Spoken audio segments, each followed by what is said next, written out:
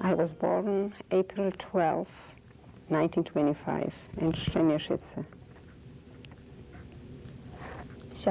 Poland. Can you tell me a little bit about your family, your parents, your sisters and brothers? My father his name was Leib Schmuckle, and he was born in Strzemieszyce too. And my mother, Esther Miriam Schmuckle from Brandes, maiden name Brandes, in Strzemieszyce. We were 5 children. I was the oldest one. When the war broke out, I was 16 years old. My sister was 4 years younger than me. Her name was Hannah. Then the other one was Dvora, and they were apart by a year and a half too. I don't remember the dates of birth. The 4th one was Pesha. And then I had a younger brother, Hersch Mendel. He was 5 years old. He never started school. He had no chance to start school.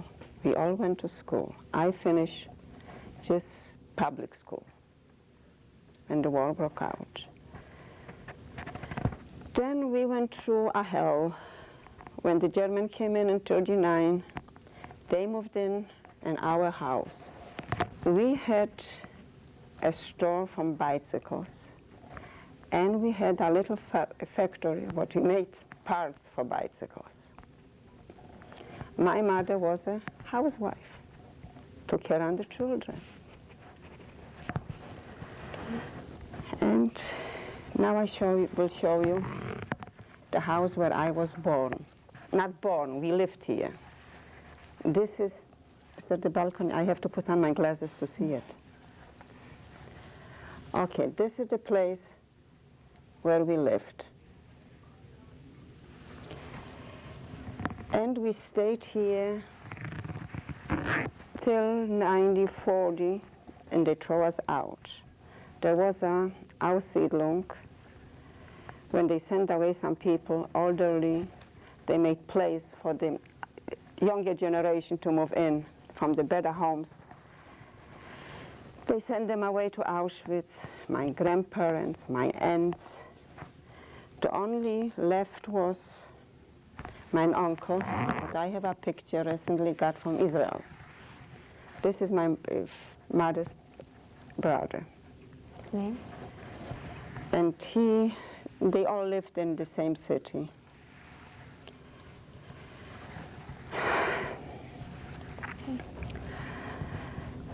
Then in 1940, they threw us out from this home, and we went in a little place with one little room.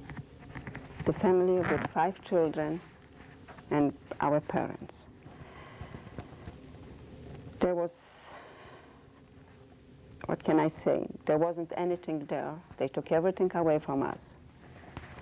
When we moved out from there, before we went to this other place, they gave us a little room on the attic. We took the dishes and everything out. Then they come in, they're from Bessarabia, but they took Germans up. When he came up, he said, "What you doing here?" Then my parents said that they gave us the place where to stay. He started kicking, he broke everything. We didn't have even a glass of what to drink in anymore. But family, the rest of it, they still were there and they gave us. After that, we didn't stay too long there. They took us to this place where I said before. And we started doing a little buying and selling on black market. We used to go to the Polish people and bought some potatoes and flour, and we sold it. And this way we had to make our living. Meanwhile, we stayed there for a year or so. There was all time there were raids, looking for people to grab them for concentration camp. We were hiding. I tell you, there wasn't a place where we wouldn't stay, we wouldn't sleep at nights. Mostly by some people, by Polish people, but they knew us. They took us in, but not for long, for a night, and then you had to go, to move on. One night I stayed in a slaughterhouse. Those doors and everything was so creepy, like you can see in a movie sometimes. You were scared to move because they would hear you. You could hear the Nazis going around there and looking with the lights and with dogs, and you would just close, you know, one to each other. There was a bunch of us, not just one person. But we escaped those two. Till in 41, was it?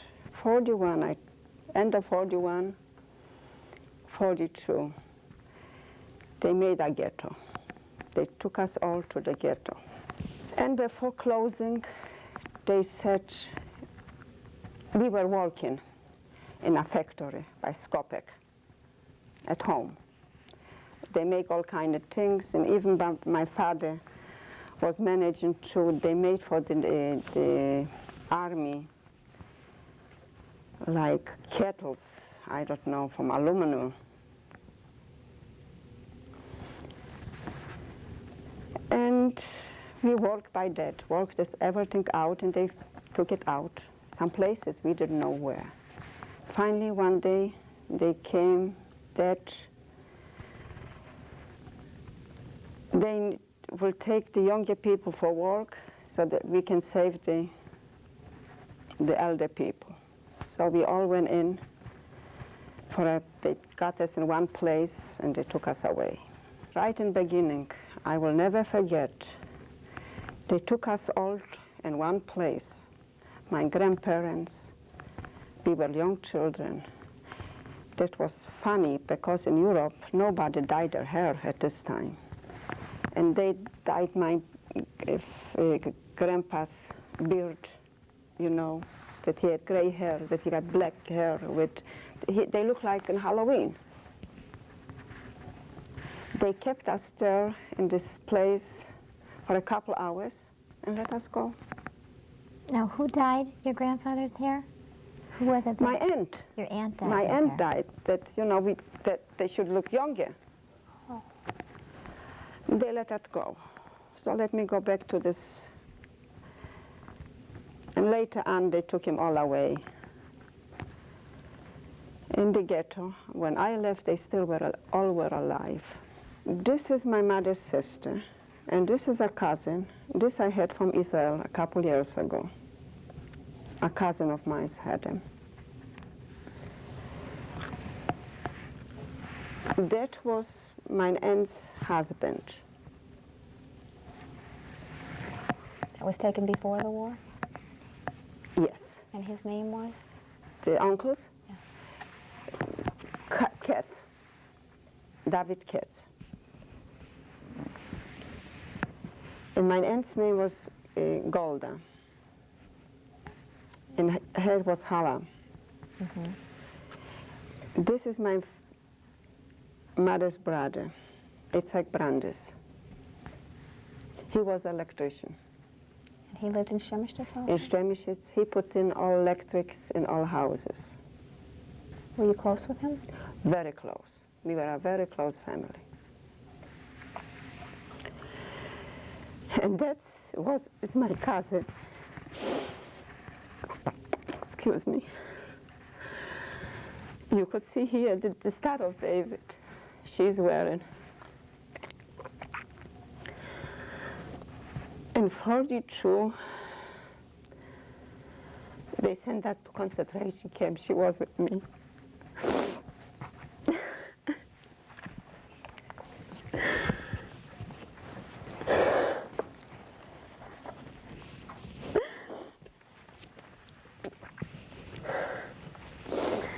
But she made up her mind that she's not going to stay there. She has to run away. She wants me to go with her. And I said, I am not going to go because I went away to save my parents, and I have to stay here. maybe we will live through. She ran away, but they caught up with her. And they sent her away to Buchenwald. In Buchenwald, she met her father.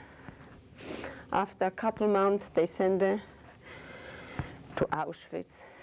In Auschwitz, she died on a lady, what we knew her from home, in her hands.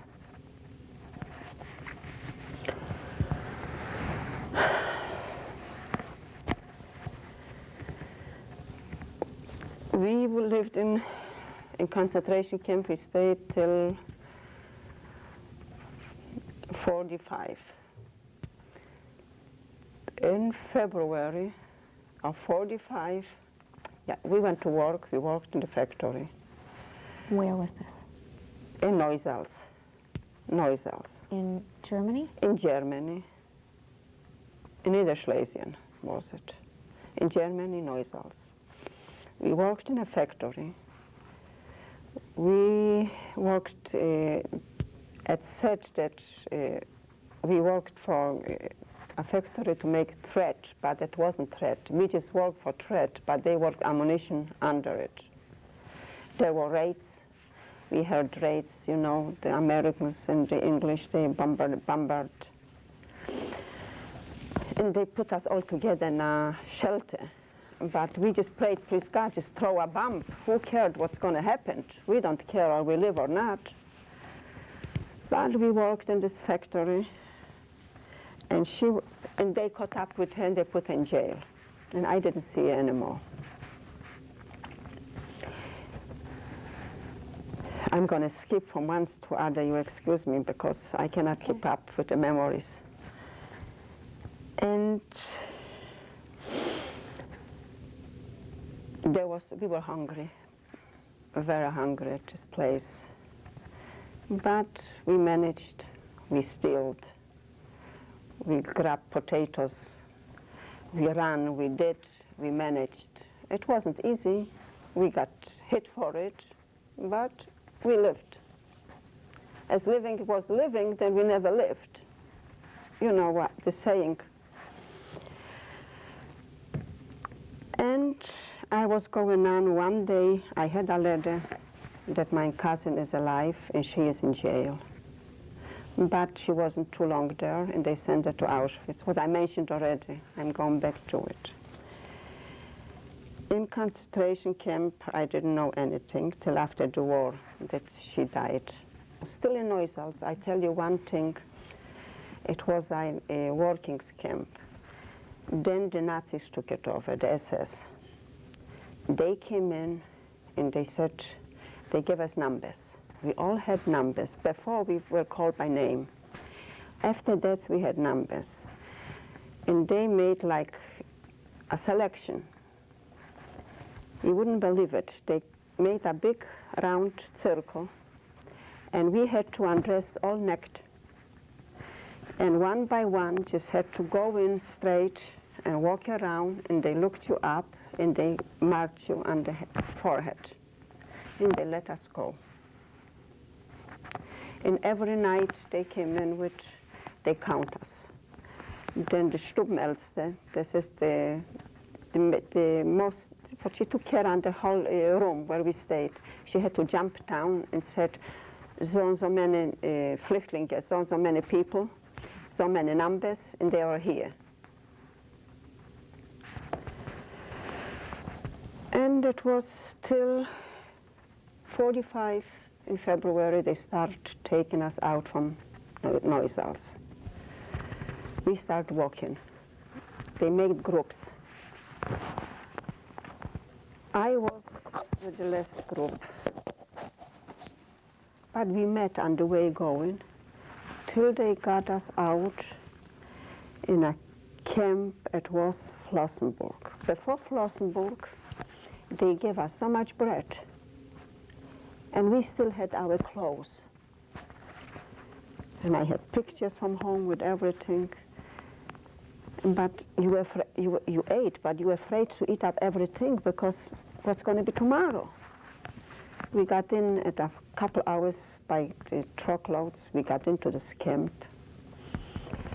They undressed us again. They put us under showers, and this time we thought that's the end.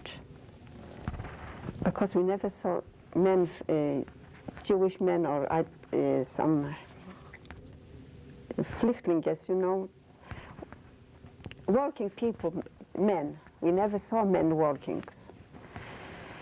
And we were young girls. When they addressed us, everyone, you know, was covering with her hands up. Sure. And they start screaming and yelling, let's go, and they start shaving us up, you know, and they took all clothes away. Finally, they put us in, it's hard to believe it. We laid like herrings, one by each other. There was one big kettle where you had to go. You had to go. And you were jumping you know, going through. There were just screams, but you had to go. You couldn't stay, you know, to go under where it was laying. You have to go to this kettle. And there was a few days later, they come and they give us some clothes. When they gave us this clothes, you wouldn't believe it. A short girl had a long dress with a long coat. She could hardly walk. A tall one had a short one. And we didn't recognize each other after that. And they gave us some shoes, and they took us to trains. Going in the trains, they took away the shoes again. And they switched it. One would needed a larger one, they gave us a small one. Just like that. And we got into Bergen Belsen. In Bergen Belsen was enough troubles. There was Zores. I don't know what you know what Zores is. So it was plenty we went through. We met some people, some new people, not new people, people from home. Even people what they took a different religion. How do you say it? Converted. Converted. They never knew about Judaism anymore, but the German caught him up and they sent him away there. We met him. And that was till the liberation. Over there we didn't work. We were just staying around, and they took us out for pills, and they were all day long they were counting, or somebody didn't run away or anything. There was no food or anything. On the end, there was they gave us some, they supposed to give us some food, but there was one Dr. Kurzke. He knew that this food was poisoned. I met this German Dr. Kurzke because people what knew him, what he did, he kept back the food. He didn't want to give us out. And he said to some people from camp, Jewish people, listen, we have to watch this food not to go out. Just start to spill it out little by little in the washrooms and things like that. For 3 days we didn't have any food. That was before the liberation. I was still till 41 with my parents at home. And life was normal? It was what do you mean by normal? It was not normal. We lived together. We all worked. We all tried to bring something home. And you used to sell. You had some jewelry. First of all, the German took everything away. One time they came that they need silver. They need gold. Then even the lacquers from the knobs from the doors, we had to take it off because they needed for ammunition. They took everything away. There was nothing left. First, whatever it was, they took it out. My parents were still home living, and later they sent them all away. And my mother went with the children, with my all youngest, and have sisters. They were one, two, was but three more sisters at home. And from my father's side, there were sisters with all children. They all went to Auschwitz, and they all were killed. My father went to Markstadt. Over there, he died right a couple days before the war. Before the liberation? The liberation. Your father knew about it. He knew him. And I never heard of him anymore. That was my last when they took me away. That's all what I knew about my parents and my aunts and my everybody. After Neusalz, they took us to Flossenburg. And how long were you there? Not long, a week maybe, that's all.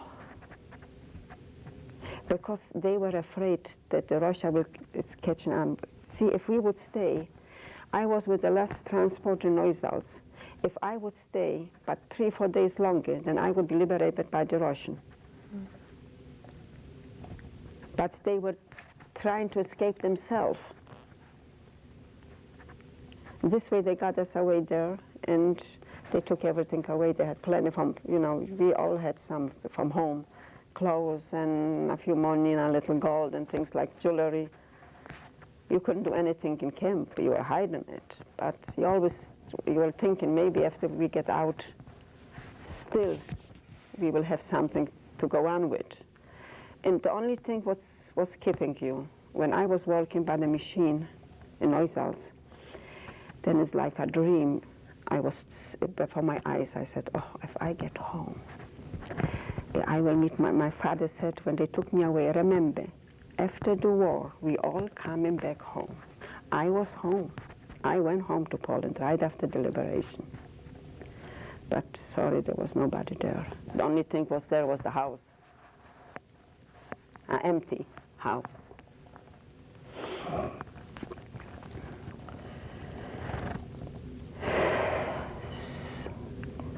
When we were in Bergen Belsen, and you was thirsty for a little water, and you had to run in if nobody sees it, that you could put a hand in the toilet and grab, from the running water a little bit to drink. That was, because scared, we were always scared. You never knew what the tomorrow brings. But the worst thing, if you are thirsty, from hunger, I wouldn't say it. You are not thinking about so much, you were hungry. Just a little water to make your mouth wet. And I was with your mother, we were doing the same thing.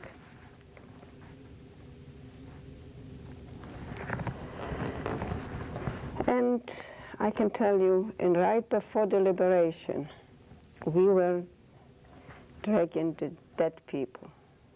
Before the war, it started very bad.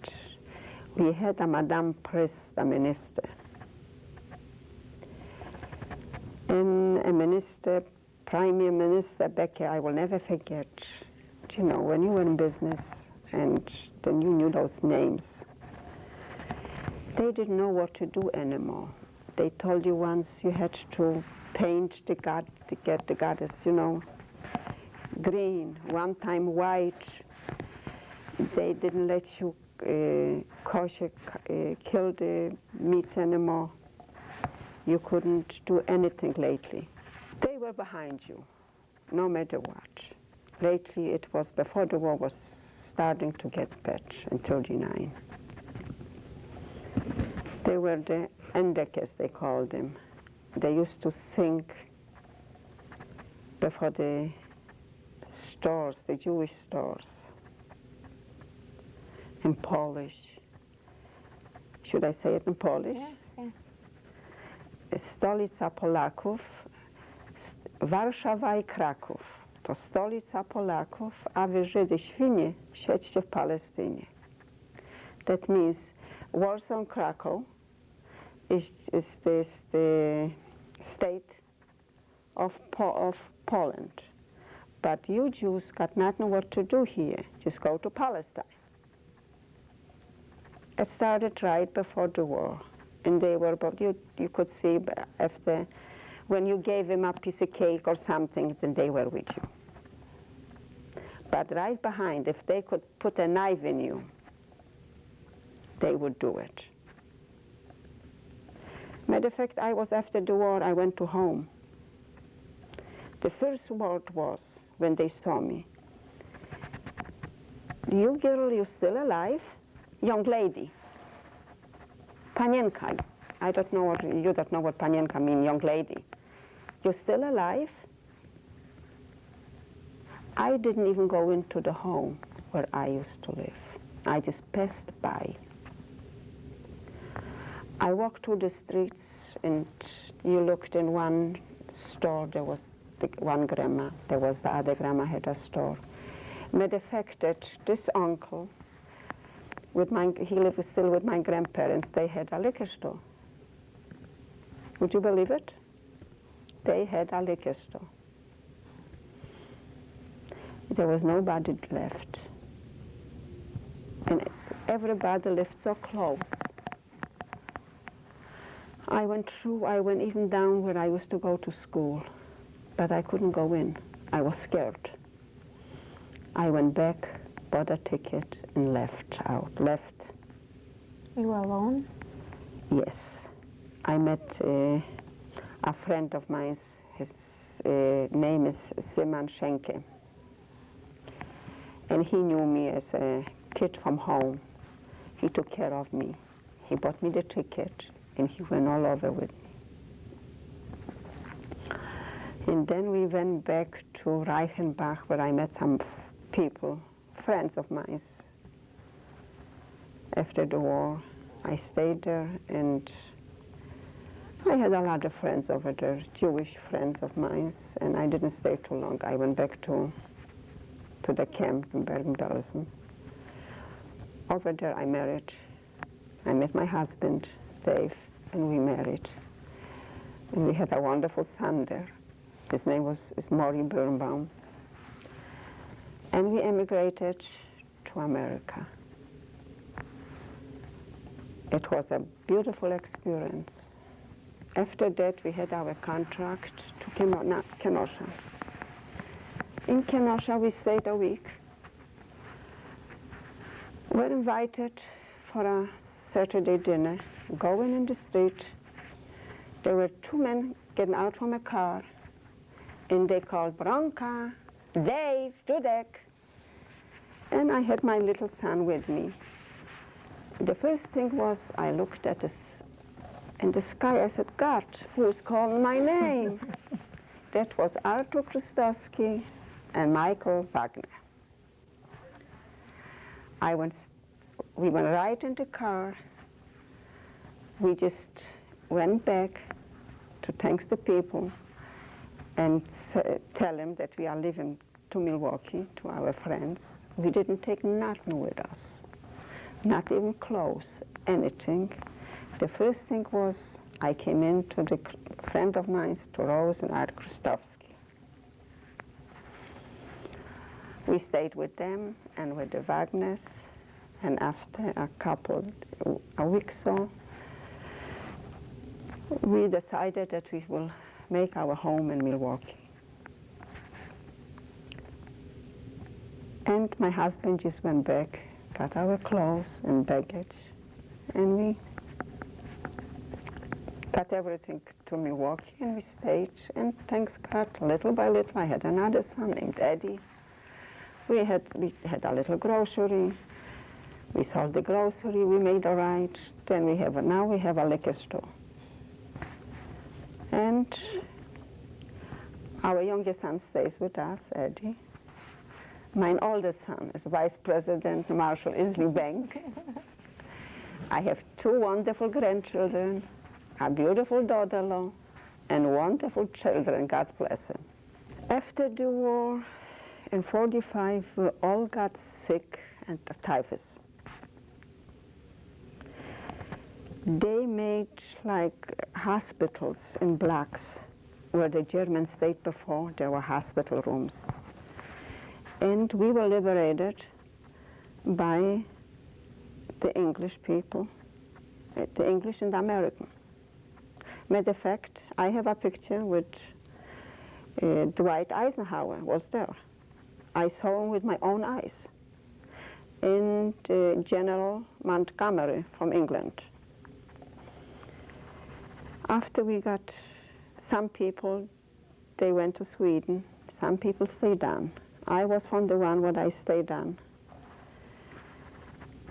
And one day, an elderly man came in to me, and he said, Bronka, what do you live for? What you do and how do you live? Well, I said, I have everything, but I was so hungry, and I didn't have a penny to my name, but I had everything. And he asked me, or I would like to go to work, what I would do. I said, you know better what I can do, or I would work in a kitchen to cook for children and things. I said, why not? Anything would help. I couldn't bake a cake. I couldn't make a cup of coffee. I didn't know what to do, but I learned. And after that, in 46, I met my husband after the war in 45, and we married in 46. And my husband worked in camp as a policeman. I still worked on in this cafeteria, was it at this time. And we did well till we moved out. And in Bergen Belsen after the war, we had rations, you know, and I had paid because I worked, and my husband had paid. And some people did selling things and bought things. You know, life started to go on little by little. People start to getting back to normal. Getting back to normal would never be normal. We always think about and we always talk about. We can never forget that. We will never forget. We will always tell the story, no matter where you are, or you're at a wedding, or you're at a bar mitzvah, or you're at a party. We always coming out with the same story. Concentration camp and family, and that's it. My whole dream was to go back home. And once I heard, but how do you get from Germany to Poland where you got nothing? There's no food, there's no money, there's no clothes, there's nothing. But I went. I met some people, and we went. We went to the borders, to the Russian border, to Poland from Germany. At nights, you smuggle through, you know. Did I say it right? Smuggle through? But we went. The worst part was that when we traveled with the trains didn't go at night. They were just traveling during the day, and they stayed at night. So there wasn't a place where to get even a glass of water or any food. But you managed. We managed. I went back. And I told you, when I come back, there was nobody there. Everybody, there was a few people what came before me, and they left because they were scared to stay in Poland. They couldn't go out or anything because the Paul themselves, they will kill him. There was the Legacies, they called them. And when I got back, there was nobody there anymore. I was the only one in the town. And I was just going back. And I met a lady there. And she knew me from home. They all knew me. But there was nothing that would hold you back. Except I looked at the walls at the house where I used to live. Then I went to Reichenbach when I met some people there. Matter of fact, I met your mother too. And from there we started struggling back to Germany. Then you got back, you were again naked with nothing to show. But I started working, and we got married. You work yourself up a little. And we left to America. It's wonderful. When you was working at those machines, walking back and forth, then you were dreaming, oh, when I go home, if I would, the only thing what I would just want to have is a bread with a knife that I can slice it and eat and eat. That's all what I was dreaming of. And if I see my parents, my sisters, my family, what more? No. They said, no, we are not giving up. We still will go on. We have to fight. We go home. I'm so young yet. I don't know anything from life. Why should I give it up? And after when my cousin, they took away, I know that she's out from there. And home was no home anymore. There was no family at home. They just, then you was thinking of taking your life. But you couldn't. I don't know. There was no guts, maybe. I don't know what to say now. But still, you were always dreaming. Maybe sometimes. My father said, we coming home. We all be home back. That's why I went right after the war. I went home. But nobody did. There's a lot of friends what I made in concentration camp, what I see in Milwaukee. We go to Florida, they are all there. Matter of fact, I live here with a close friend from home. And I make a lot of friends after coming to America, you know. And they live all in Israel and New York, there's some friends. And when we had the gathering in Washington, D.C., I met people what I never dreamed to see them again, and they were there. We made it, we beat it. We know that when the holidays came, but there wasn't nothing what to celebrate. You had to go to work, no matter what. The only thing is that we didn't eat. I will tell you a story at home. Right when the war broke out, they sent away some people.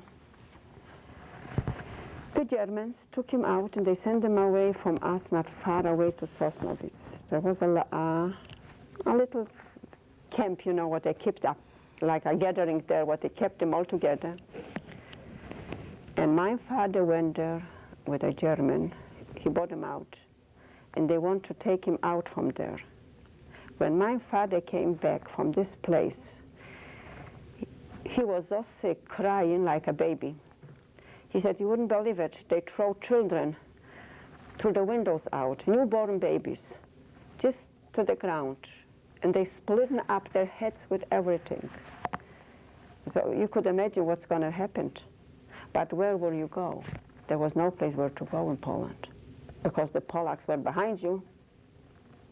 Even if you could get away, the German would maybe not recognize you, but there was the Polak, what they were pointing out, that's the Jew. My youngest sisters, we all were blondes. They were given up rational bread right after the war. And my little sisters, they went out, stay in the line. The German let them in, they were small children, right, bad things. But the Polak said, those Jews, they are Jews. But those kids couldn't understand what it is. Why? Why? Like when they throw us out from our home. Why do they do that? That's not theirs. They couldn't understand that something like that's happened. And when you're young, you always think, it's not going to last. That's not going to be forever. We're still going to live it through. You were running, we were running, you know, hiding and things like that, but there was a terrible war, there was a Hitler, and he took our lives away, our parents, our families, our friends. That's it. We lived, my old sisters, one sister of my mother's, this one, she lived in Katowice. I don't know you heard about. She lived in Katowice there. when she married to this man. And the other ones, they all lived in Strzemieszyce. We were a close family. There wasn't a thing not to observe any Jewish holidays. We didn't know difference. You believed in it. You were raised like that. The holidays were observed. We didn't go to school during the holidays. I was going to a public school. But at Sabbath, I didn't go to school.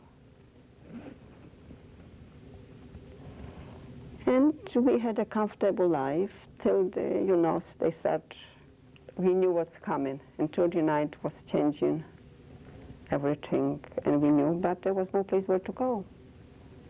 You couldn't go no place. And it started before the war and 38 even.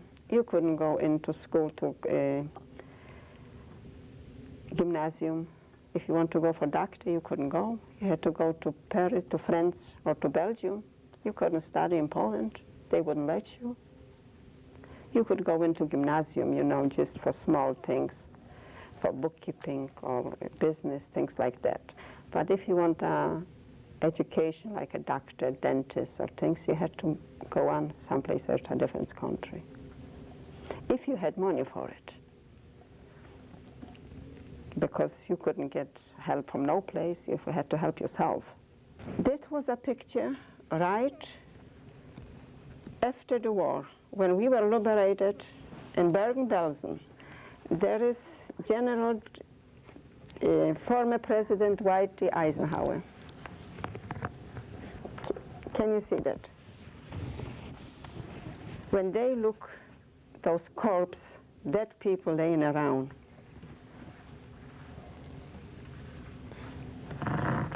then here you could see, when they look on here, the corpse laying on those cartloads. Over here you have some concentration people carrying the dead people to the graves. Are these pictures, that last picture, was that taken after the war or during the war? During the war. This is the monument for the dead Bergen Belsen people. Now the fact that he is my husband stays next to it. That's at Bergen Belsen? In Bergen Belsen, yes. This is in Bergen Belsen. That we all marching down in the parade a year after 1 year liberation. That's me here. And we got the Israeli flag already. And you were how old there? After the war, I was, what was I, 46 and 25 is what, 21, right? Something like that. Who can remember? And here it's General Montgomery from England. He came for this year's celebration. And not least at last, we have the Israeli Brigade celebrating with us a year of liberation. What is the Israeli Brigade? The Israeli Brigade was fighting with the American and the English. They came in together with them all when we were liberated.